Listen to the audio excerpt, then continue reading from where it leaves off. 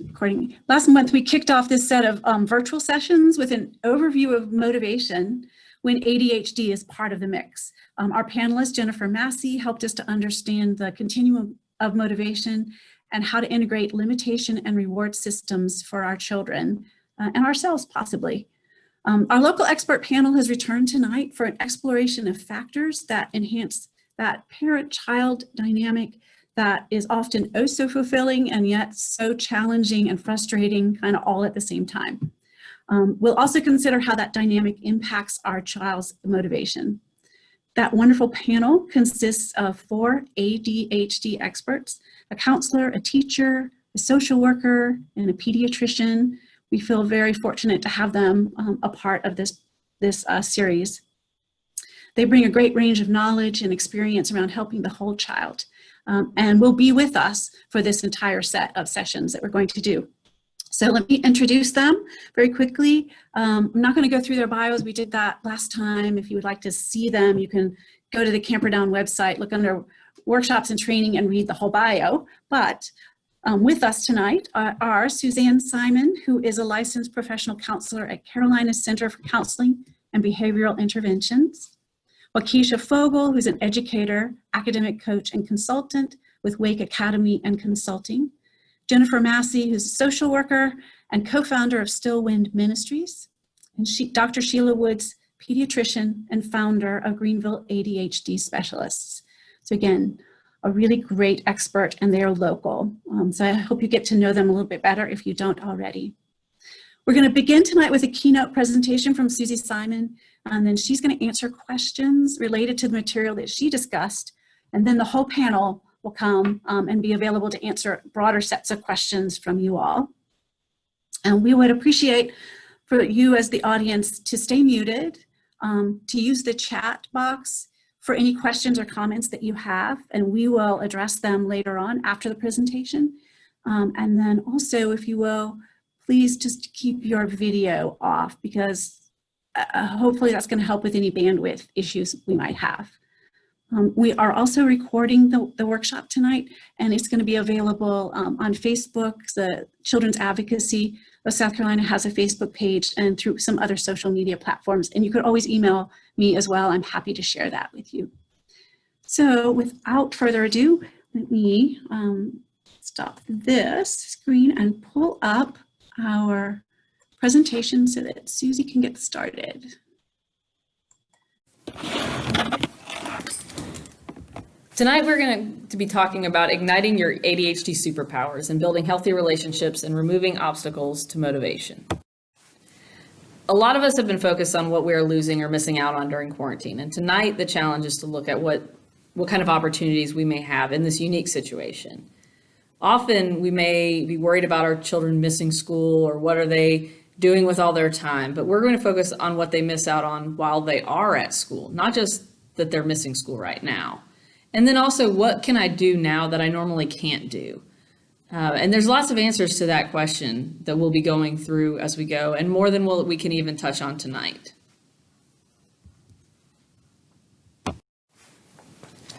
So with this opportunity, we can look at a few main things.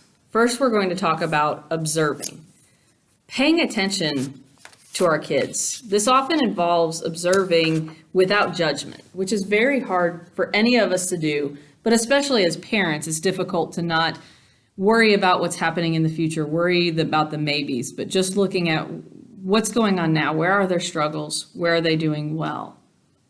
What are they interested in? Where are their passions? And then listening to them. When we ask them about what they like to do, which subject they want to start with, we can listen and think that they may have some ideas that we can't come up with, and that's okay. We can appreciate their efforts, and many of you right now are appreciating their teachers' struggles, because suddenly you realize how hard of a time your child may have focusing, how hard of a time they may have completing homework. You knew that the difficulties at home, but recognizing how much that carries over into the classroom environment during the day can be appreciated in a new way now that you've been trying to teach them at home. And then engaging with them and being present with them. All of these things are important, and often they're tied up in whatever the task is, But this requires more of us to actually connect with where they are, connect and engage with them, that this is hard, or I didn't like long division either, and now they've made it even more confusing for at least us old people. And so let them know that it's hard, not being afraid to fail, because then they recognize that there's room for them to struggle as well.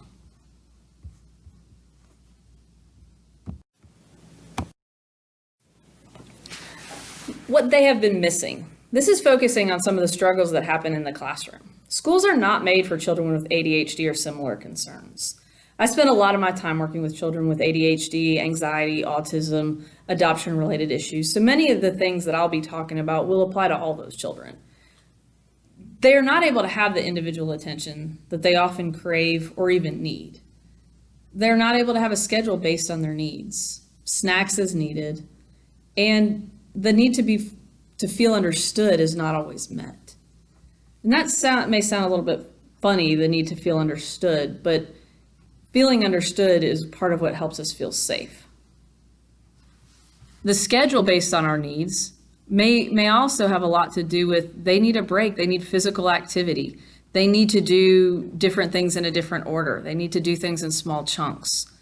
This requires effort and it's difficult, but it can be valuable to help understand what they need now, as well as what accommodations they may need in the classroom in the future.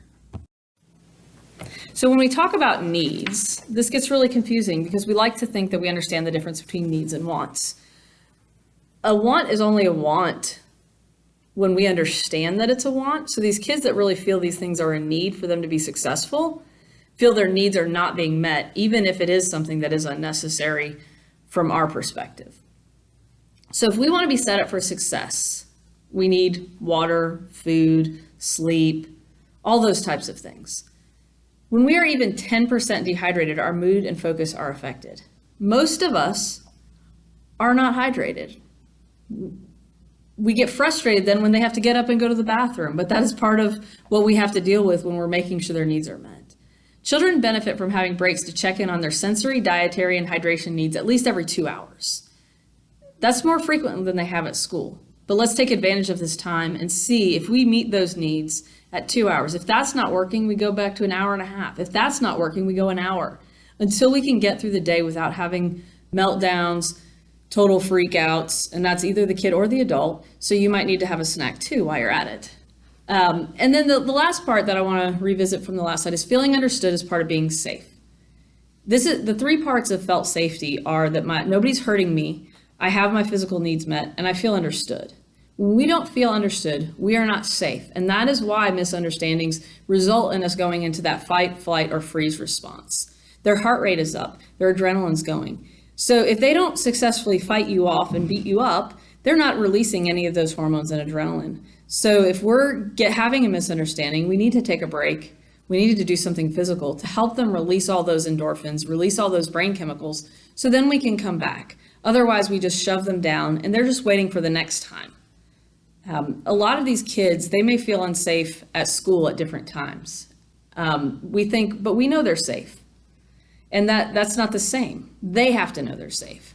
One of the kids that I've worked with for a long time, I had this epiphany where I was at a training and they talked about felt safety. And I went back and I asked her the first time she remembered feeling unsafe at school. And she talked about a time where she was in the office and she was surrounded by all these big people that were cornering her, as she said, in the office and wasn't able to respond. She wasn't able to escape, and she just curled up in a ball and hid under the desk.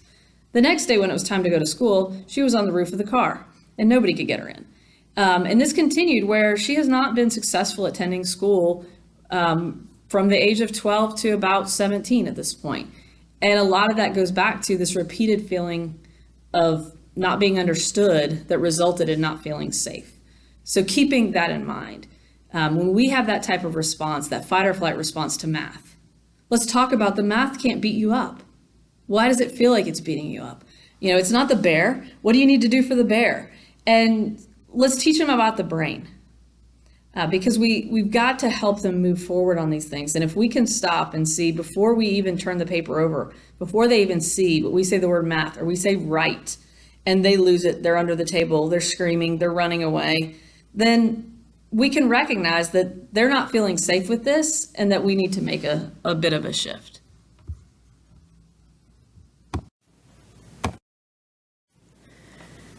So the next slide that we're looking at here is the healthy mind platter. And I'll kind of give you my simplified version of this next. But if we look at this, we have our sleep time, our physical active time. So this isn't just like wandering around the yard while we're texting. Like there's actually real movement that may even get our heart rate up for more than 30 seconds at a time. Then there's focus time where we're sustaining. This is really difficult, and this may not be these 30-minute periods of time. This can be 3 minutes at a time. This could be 5 minutes at a time. It doesn't have to be this long period of time. Connecting time, where you're really engaging with them. This is not engaging on homework. This is not engaging on a chore or a demand. It's connecting with them about something that you can share enjoyment in. And even if you can't enjoy it, you fake it until you make it and you find something they can enjoy. And during that time, we're not talking about what they did wrong. We're not disciplining. We're not talking about what they need to do in the future. But we're really looking at how we can make those connections. Playtime. This is not dictated play. This, like even gymnastics or things like that, that doesn't count because it's very structured. Downtime, where there's not something that has to be done. And then the time in is just kind of that, like we're engaged with what's going on around us. One of the things that we can really work on during this time is the downtime. Most kids don't know how to do it. They kind of stink at entertaining themselves, which is why you're so frustrated with them. And so if we look at downtime and teaching them how to take 5 minutes, and then it becomes 10, and then it becomes 15, really getting to the point that you have lunch, you have some downtime, whether it's sleeping, nap time for little kids, quiet time in the room, but something that also gives mama some downtime can be really important because we're looking at the marathon summer of approaching 6 months. This is not something that we can do without having some downtime for everybody during the day. There can be rewards. If you take that time and you entertain yourself in your room and you let mama have her time, then you earn your little token for the today that can be traded in for something enjoyable. We may have our snacks afterwards and you get to choose, or, once we can go out in public, we can go do some fun things. But helping them to recognize that is really important. So the other thing that I want to include with this is sensory. And this kind of ties back a little bit to the needs, a little bit to that healthy mind platter, is some people are under responsive. That means they don't even notice how things feel, smell. This is more than your kid that doesn't notice the things on the stairs were meant to go up with them when they went and they step over 3 stairs rather than picking it up. It's really looking at where I didn't realize I bruised myself, cut myself, or things like that, or saying that doesn't hurt. They don't cry until they look at you and they realize you're worried that the blood gushing from their head is important.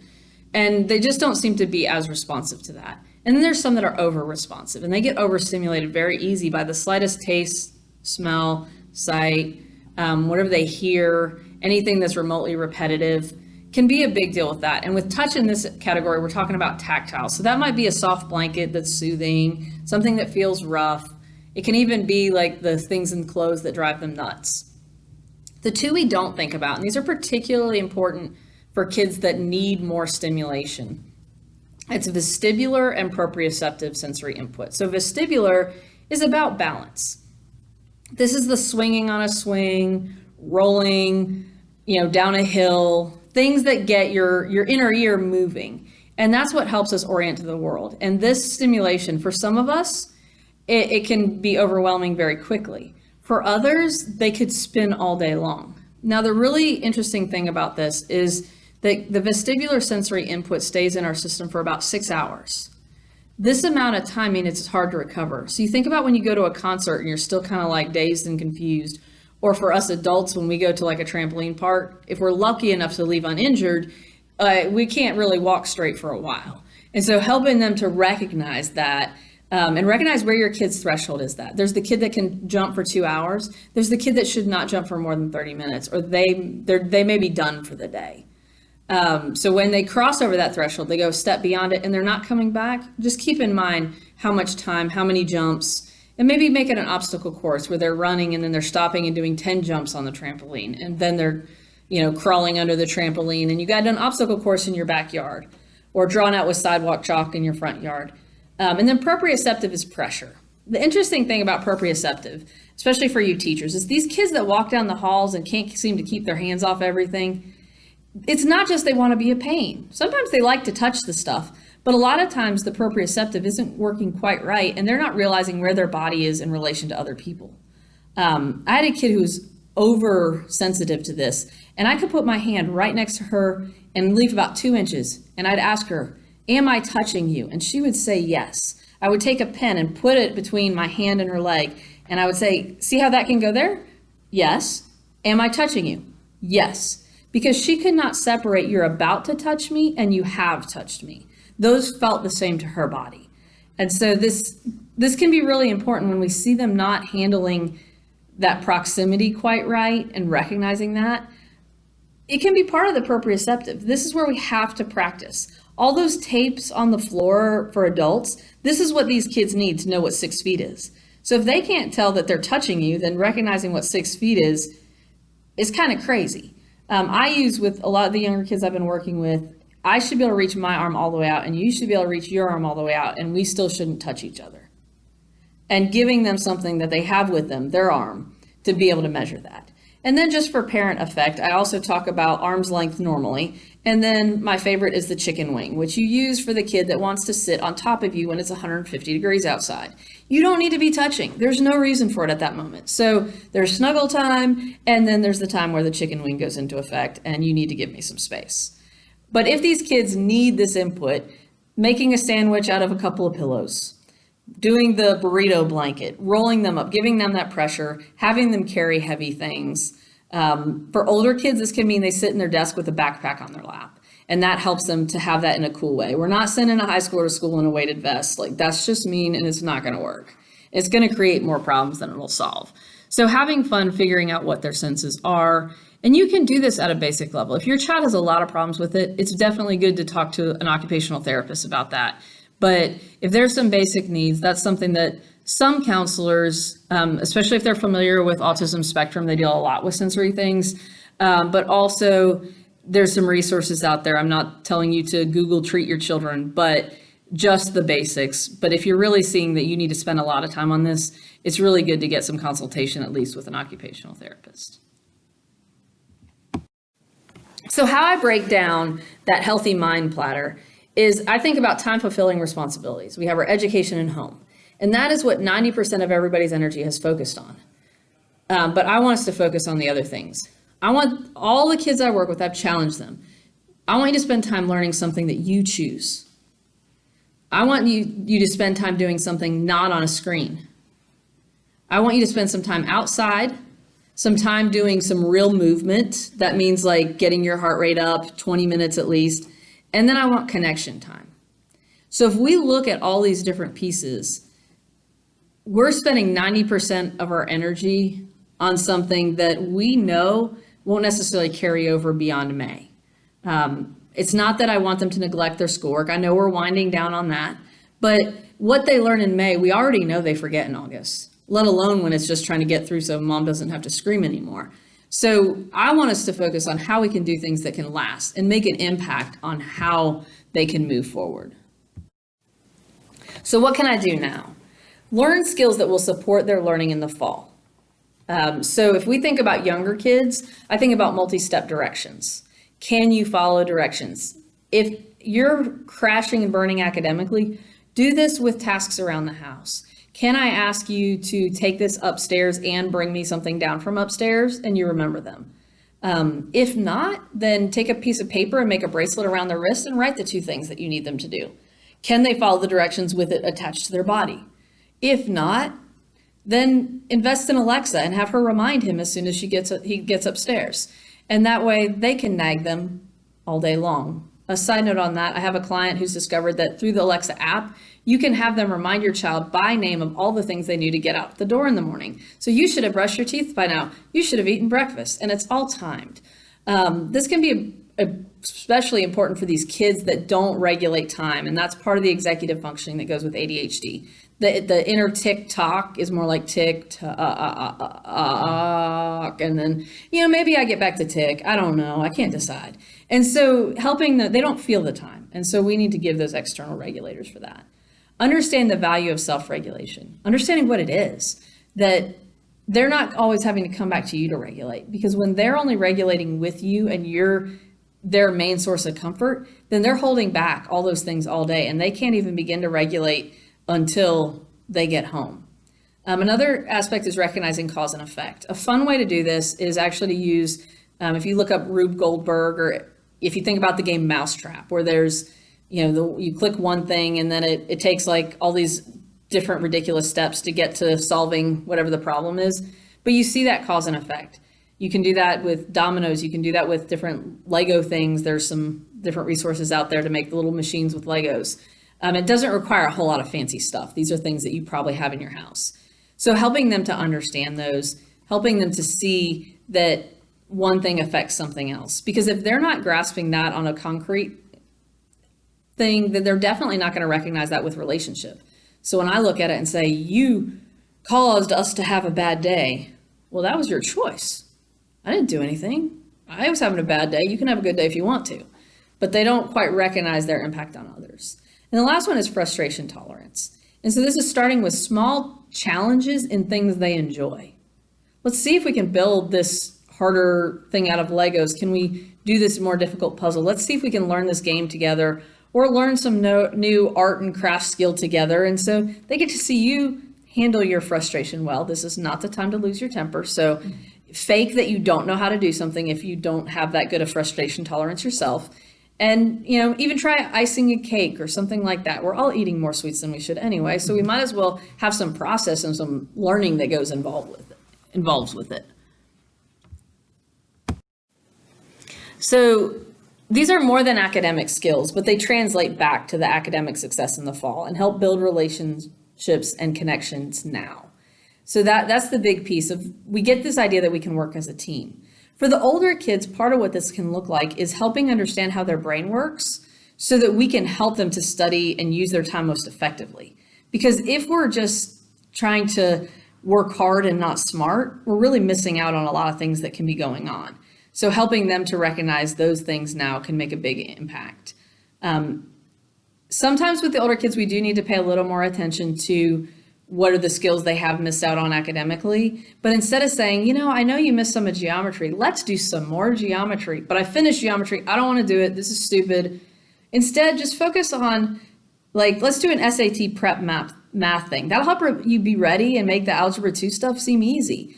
And that will make sure they're reviewing the geometry that they need to know for the SAT, which translates to money, which is what is important to all of us. So helping them to recognize that can go a long way, and finding ways that don't make us just sound like we're asking them to do things all over again that they feel like they've already done.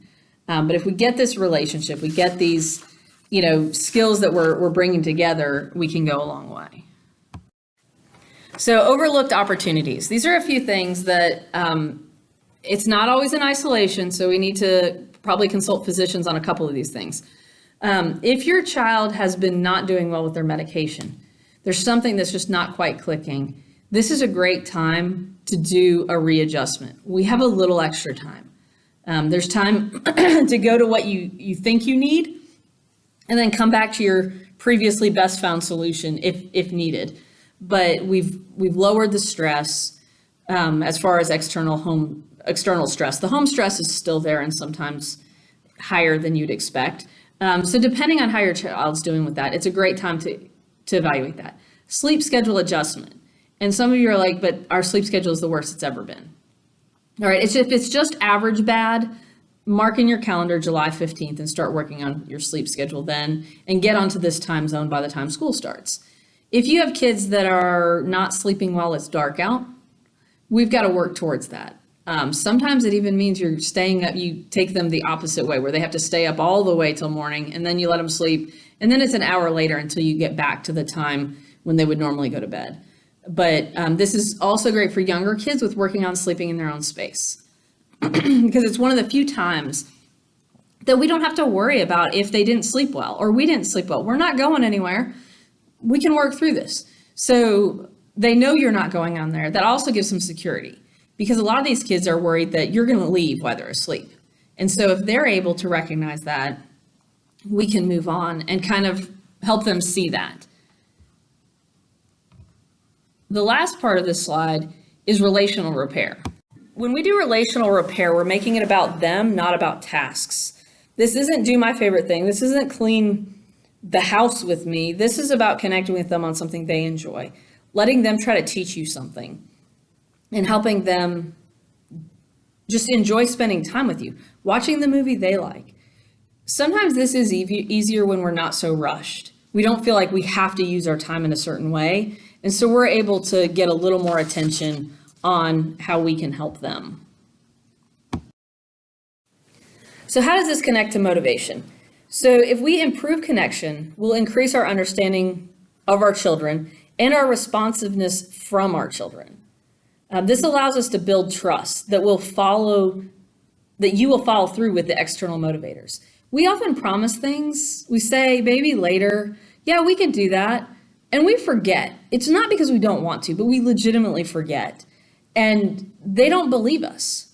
So they have to nag us. They have to ask us 500 times what we're going to do. When are we going to do that? And then we get upset because they keep asking us. So building trust that will follow through. We have a little bit of a more wide window of time. We could use Post-it notes, come up with a system that can work when life returns to normal or whatever that may be. And then we can also remove obstacles to motivation and progress. When we're understanding what's going on with our child, understanding their frustration, taking the time to hear them, we can help figure out and problem solve. And that's where we want to move forward from. And we want to be able to really hear them, engage with them, connect with them so that we can engage and help them to have a little more motivation. We also do have to recognize that some kids are motivated towards things being the same. They're motivated towards comfort, not achievement. So the biggest motivation they have is that nothing has to change. This is very hard to motivate. And so sometimes we have to recognize that for you to control your life in the future means you have to engage some discomfort now. And that's really where we have to guide them towards. But a lot of times, if you're finding that the other strategies for motivation and finding those external rewards, if we're not working, then we need to look at, are they continually focused on how they're going to maintain their little safe bubble? And if that's their primary motivation, then we have to assure them that we can respect that and that we're wanting to help them maintain that comfort throughout their life. But that's going to go away if we don't have some progress and changes. And so we do have to approach that a little bit differently. So really looking at this, we're looking at maximizing our time and really taking advantage of this time for a few outside of the box ideas to look at life a little bit differently.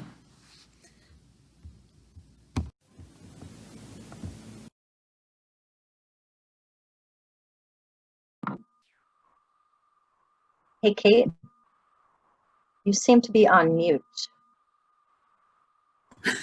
Thank you. I didn't mute myself earlier. Thank you. Sorry. Not used to doing that. Yes. Go ahead. Anyway, thank you. Thank you, Susie, for that great information and giving us ideas for strategies that we can use with our children. So I want to open the floor to you to talk a little bit more. Caroline, you might have been monitoring the chat room to see if there's some questions. Is that right? Yes, I have been keeping an eye out for questions, and we haven't gotten any questions for Susie yet. However, I have a question myself, which is, and thank you for that information, Susie, a question about the vestibular and proprioceptive sensory input. Is the idea that we want to help our child improve, particularly the vestibular input?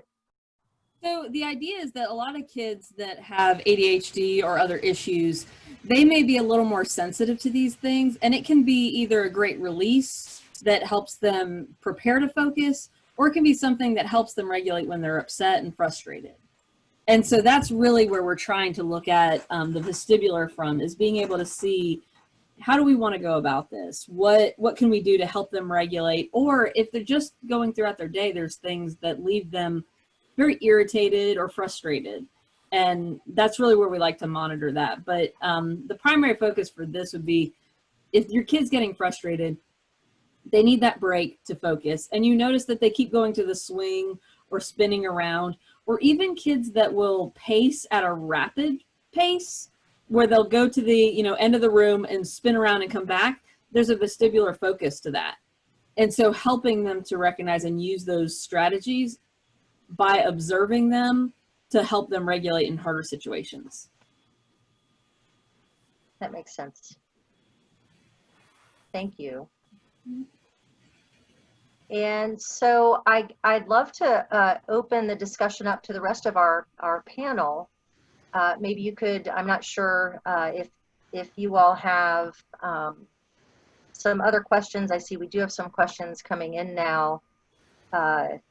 So I think the first question here makes a lot of sense. This is something I think a lot of us can relate to. How do I get my kids to engage in an activity that they fear? So a lot of times, this is where we see the attitude coming out. We see the avoidance. And I would focus on things that they enjoy. So a child that is interested in animals, say, pick some animals that the names are phonetic. So like cat, dog, tiger, start with those where they're not like hippopotamus or something crazy, but start with things that they do enjoy and try to engage on reading those small pieces. Even with that, reading to them, stopping for the occasional word where you ask them to join in, and helping them feel confident by engaging on something that is, so it doesn't have to be so scary. Acknowledge that it's scary to do something hard. We don't like to be uncomfortable, and that we are all going to mess up. I may read something and mess up, and that's okay. That we're not supposed to be perfect in reading out loud. And so helping them understand that. If it's something with math, using things they enjoy. I've had people use Legos for fractions. They actually work really well for that, because you can literally have the top number and the bottom number in how they are. And really seeing what are those things, helping them verbalize it, but also sometimes it's just that connecting and validating that it is hard. We don't like it, but we know you can do it and we're confident in it. And really those low intensity activities and not too high demand. If I might add, can you hear me okay? Yes. I'm thinking of what came to mind was students that in math were having a hard time just even getting going because they were just like, it's not going to work. It's a word problem. Starting at home, I would say to use a tool, and there are a few tools that I've used in the classroom, one being cubes and one being bucks. And those stand for when you have to work through a word problem that with, let's say, bucks, you have to B stands for, you might box in the question, and U stands for underline the key word, C circle the math terminology, and K knock out whatever is not so important, and S let's start setting it up and solving it. I would find that students that were normally more apprehensive, they would say, okay, I can do those tasks, and then they'll realize, oh, I think I know what to do next. So it's giving them a starter. And so if I were to give any parent advice, it would be to start with some simple problems and using something like that if they're having a hard time getting initiated and started, and then progressively, increasingly move on to some more difficult and longer or larger, more lengthier word problems. So that's just a math suggestion that comes to mind. Would any of our other panelists like to weigh in on that? I think that's something that we all find challenging, and that's why we're having this discussion. It's trying to figure out how to motivate these kids. Jennifer? Jennifer, yeah. Yeah, I have an idea that addresses two of the questions there. And think about using good customer service. And so when you're disgruntled or frustrated or afraid of engaging in something, and you want to have that opportunity to vent about it and you want to be heard, think about allowing your child to have that opinion, to be afraid, allowing them to be frustrated and to not counter it or confront it and try to change it. Because we know that with good customer service, if we let somebody feel what they're feeling, they're more likely to give it up, you know, and move on to what it is that we have to offer them. And so it might sound like, I don't want to do this. And you would agree, you don't want to do this. Absolutely, you don't want to do this. And so what are you going to do? You know, and you use customer service to get them to, you know, move forward, which they do want to do. They just are having these emotional roadblocks.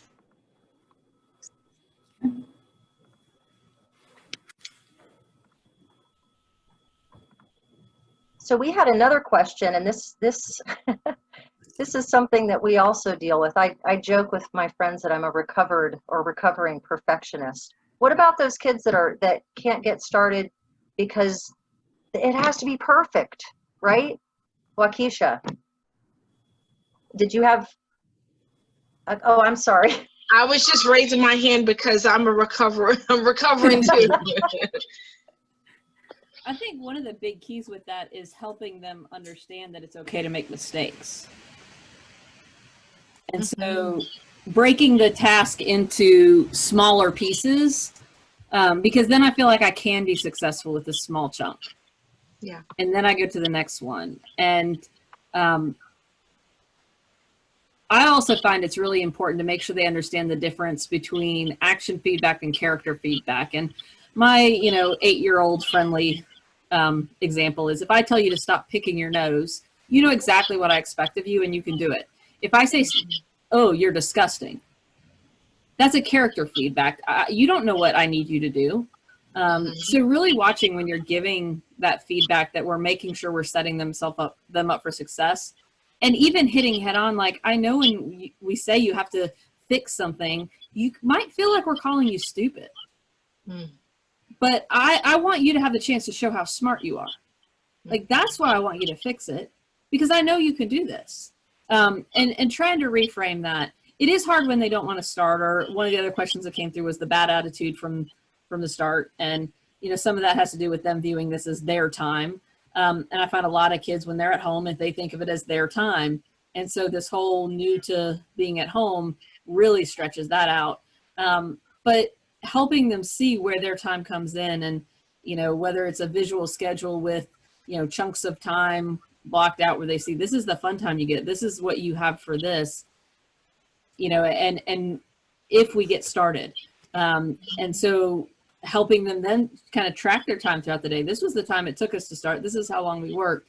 It's kind of like a budget. You have to start by seeing how you spent your money before you can really think about where you need to spend your money. So, thinking about a visual schedule, I mean, you can go to the Google Calendar and print out that week thing and just shade in little blocks. Sometimes you can use whatever they're interested in to kind of make that a little easier. I have a lot of kids into Legos, so I can do schedules with Legos and all different things, different color blocks for different things. But helping them to see, how do we look at this? How do we look at my time? And how do I measure my success? That I'm going to actually look at my measure for today is that we start everything within 5 minutes. And so did we earn 10 of our little pom-poms in the jar? Or some of those beans you bought that you're hoping you never have to eat, use some of those in a little glass. Did they earn 10 of them in the day for starting different tasks? And then if they don't, on the need to tasks, give them another task and have another chance. And that really gives that grace that we're trying to help them understand is there.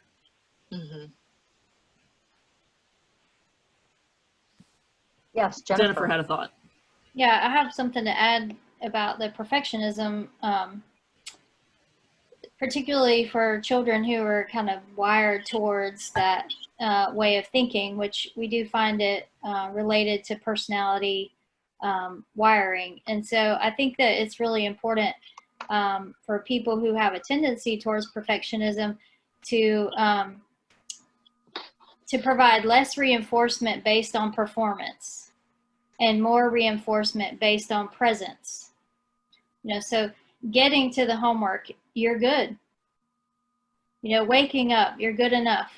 If they're already bent towards perfectionism, where our society is bent towards reinforcing performance, But if they're bent towards perfectionism, they don't need extra reinforcement on performance. They need extra reinforcement on presence, on their presence, and that their effort, their thoughtfulness, just their authenticity of who they are is good enough. That's more kind of a long-term goal, because that's not something you can do just in, one assignment. But I think that's something to keep in mind, because even if you're a recovering perfectionist, you're still bent towards perfectionism. So it's something that you need to be making accommodations for. In particular assignments, when you have a perfectionist, I think that defining good enough ahead of time. So before we start this, let's go ahead and decide what good enough looks like. And kind of like making a rubric, of what good enough is, and not necessarily using the imagined rubric that's in their mind that just gets higher and higher standard the more they go along the assignment. And so decide ahead of time, what's going to be good enough. Those are my thoughts about perfectionism.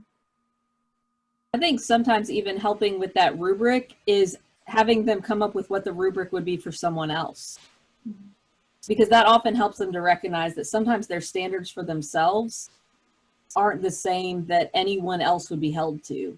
And that can help with that realism about, all right, are you holding yourself to realistic standards, or are you holding yourself to a standard that's not really attainable in that? And, a lot of times with the younger ones, it is really about shifting that momentum and then that prizing that presence, like Jennifer was talking about, and building that to try and prevent that from just being that comfort zone of that 100%. I always tell folks, like, you need to get a B before you leave elementary school, at least, but before you leave middle school, because it's going to be real one day and it's not going to be pretty.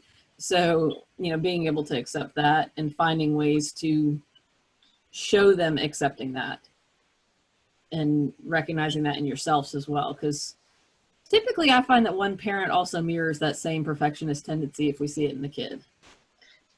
I can say this from a mama's point of view. I was just mentioning this to my daughter that was trying to finish thesis and all that great stuff. She just finished at Furman, but she had to get that done. And I said, honey, done is better than perfect. And that's what I have to tell myself oftentimes. And I don't know if there's any science behind that, but I have to tell myself that, Keisha, you got to get it done, hon. You got to get it done. And so, and just pushing through, and because you'll get stuck and you'll be paralyzed in it. And so in my home, that's often heard, done is better than perfect. Come on, let's just get it done. If you're not getting it done, you're nowhere near perfect if you're not even getting it done. And so then we laugh about it, and we know what laughter does, and bring it some joy and de-stressing a little bit so they can, get some motion going. And really, motion creates emotion. When you just start doing, and then you start to notice that you feel a little bit better about it. But it's all about how you're going to say selling it, and a lot of communication. And I know my house is full of that, because we have all of those special exceptionalities in my home, and we have to work on those. So just done is better than perfect, honey. Let's just get it going. So this next question ties into this whole thought really of perfectionism and being good enough. And so what if you have a child that just doesn't feel like they are good, or they just can't do it? How can you praise them? What tangible words can you use, actions can you use to encourage a child that just doesn't believe in themselves? One thing that I find interesting is that sometimes you have children who aren't good at receiving praise because it's pressure. I'm looking at you, I'm telling you, good job. And I'm maybe even like trying to do all the great things, getting on their level, using the great voice. And they're like, why are you in my space? Why are you in my face? What's the catch? Like, you're about to say you did a really good job, but not good enough, or whatever their fear may be in that, or just the attention. So I often try, especially if I have a child that doesn't have great eye contact or resist that a little bit, I might get kind of the safe diagonal. So I'm going to try and do it to my camera. Can I do it? Look at my, So I'm going to sit kind of like this, and I'm going to try to prize their effort. And let my praise of them really be about, well, like what Jennifer was talking about, the presence. Like you were working hard on that. I liked how you got started right away. Maybe they got their paper and the pencil and they wrote their name, and that's as far as they got. Like, you really showed me you were ready to get started with that. That's really hard work there. And really trying to prize the effort, because that's something they can control a little bit more, are those things that we can recognize as effort versus results. There are some kids that can hardly try and, get most of the problems right, and some that can try really hard and get most of them wrong. So helping recognize what are those value things, what are those efforts, and even start by praising something that they are proud of. Like, wow, you really knew a lot about that science fact you're telling me about. Even if it's the video game that you hate, like, you really can remember all those things. Wow, I didn't even know about those animals. You must be really smart. And that way we're helping value them and their interests. And when they are believing that they're valued from you, the other is going to come together. But I think it takes a lot of investing in those high value items before they can even hear you, because it seems like a setup. Because, I mean, I love you teachers out there, but a lot of times what you do is you're like, wow, you worked really hard on this one. So now these are the 4 you did wrong. And so a compliment is just a setup for the redo. And it doesn't feel so good. So making sure that we're really connecting and showing them we're valuing them, not just we're valuing when they're a good kid.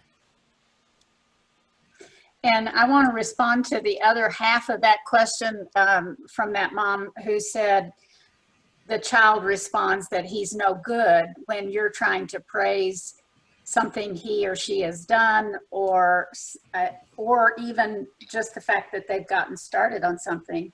And a child who has a negative opinion of themselves, that's their go-to response. I'm just no good. I'm no good. I'm no good.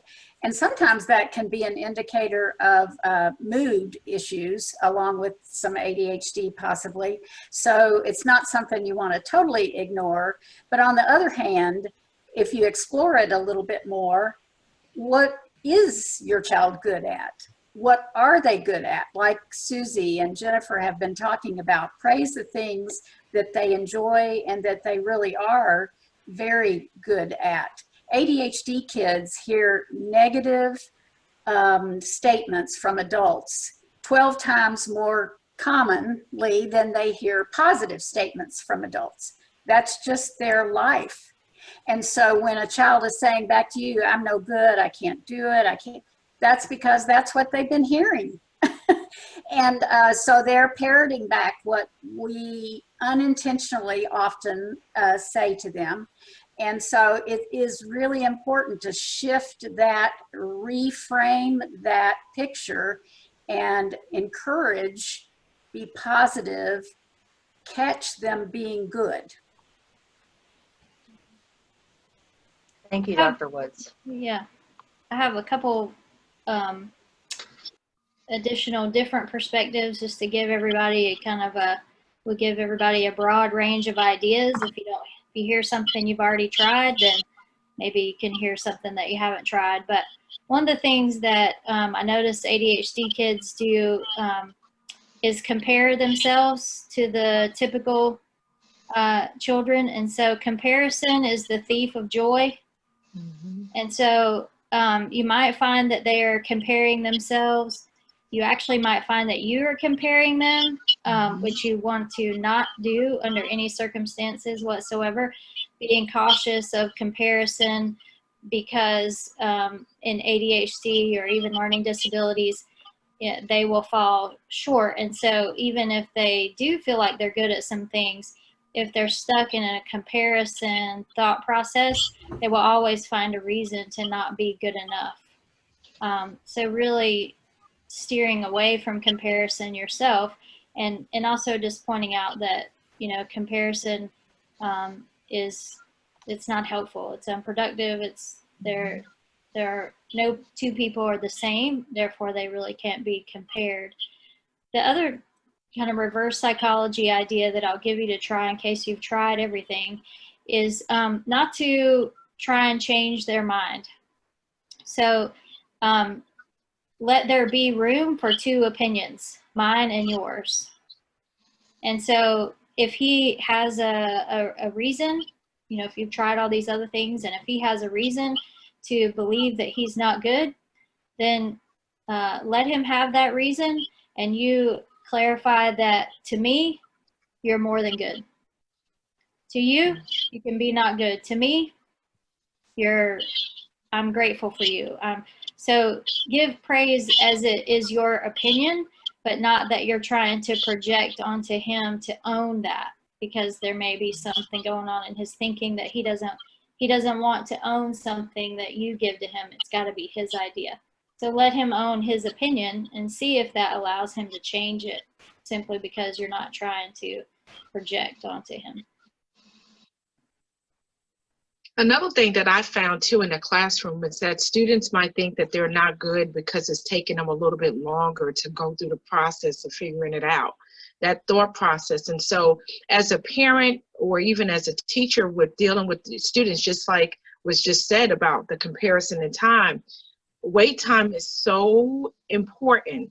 So if I were to ask you a simple question, how long would it take you, something I perceive to be simple, that they automatically know, how long does it take them to really go through the thought process of thinking about that? That's eye-opening, because then now when you're asking them something that's more of an academic nature, something they have a higher level of anxiety about or less confidence about, it's naturally going to take them longer. And they will often think that because it's taking them longer, and you know, we kind of do that too. Like, you know, we think it's taking them too long, so we get a little anxious about that. They shut down. And that's something that I found with many students, many of the students that I worked with over the last 20 years, that, you know, just pausing a little bit and giving them time. I love when she went and turned from the camera, was like, okay, like not looking away a little bit, and just say, take your time. Take your time, and just letting them unpack. And that's true even when they're talking about what they're going through. Just take your time and putting them at ease. So that's just something that came to mind as you were talking, Jennifer. Thank you so much, Wakesha. Mm-hmm. And as we are running close to our wrap-up time here, I want to give each of our panelists an opportunity to share a final thought. You know, what's one big takeaway that parents can hear during this time, this challenging time, where we're winding down the school year, have several months of summer ahead of us?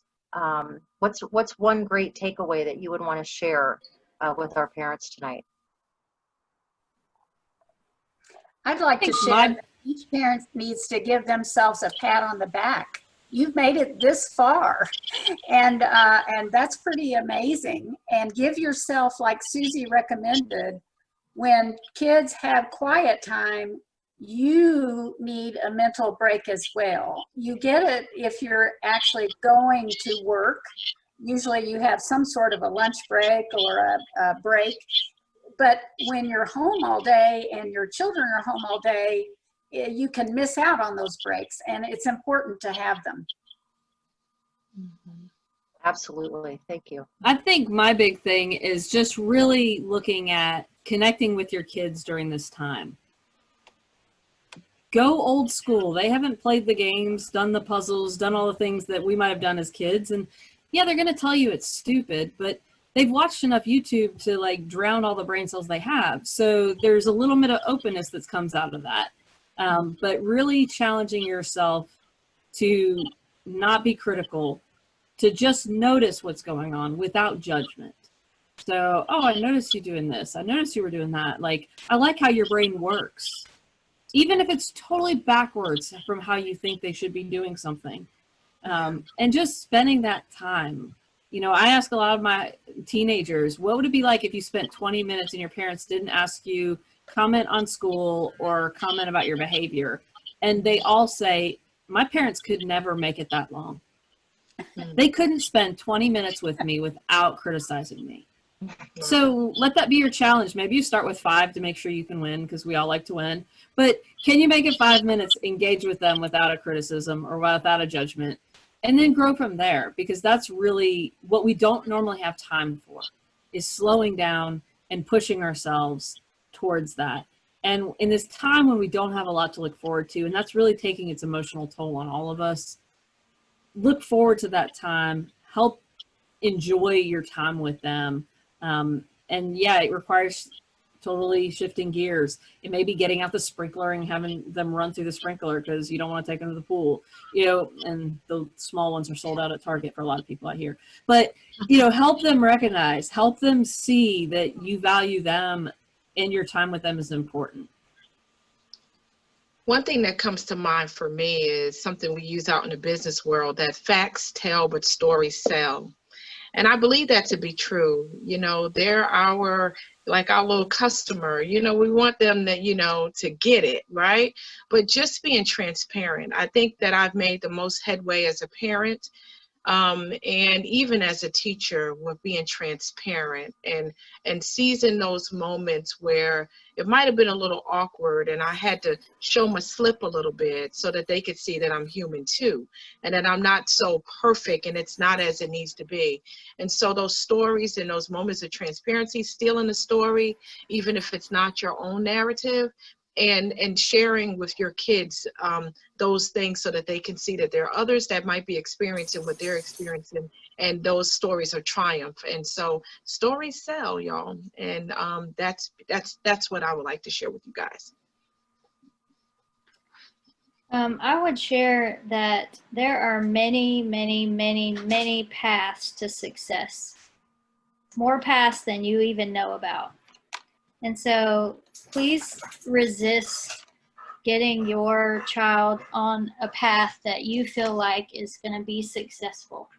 I'll give you a little sweet puppy to look at. And just realize that the country we live in is connected to help people succeed. And your child is going to be successful. It's going to be their own story. They're going to make it. You're going to make it. It's all going to be okay. Nobody's going to be left behind. That's awesome. Amazing. Thank you so much. So I just want to share with our panelists how much Kate and I appreciate you all, and I know our audience tonight appreciates you all as well. This is so incredibly valuable to have this time to ask these questions of all 4 of you and get all these different perspectives and encouragement and support. And so I just want to thank all of you. And I also want to thank our audience for joining us tonight. We're super excited about this series. We appreciate your patience as we work through learning the technology. Obviously, we're not 100% there yet, but we've improved each time. So we appreciate your patience. And hopefully we'll be seeing you all again soon. We plan to do these conversations regularly. So hopefully we'll be popping in your living room again soon. So with that, I guess I'll close us out. So thank you again, and stay dry, everybody in Greenville and close by, and we'll be talking to you all again soon. Have a great night. Thank you all.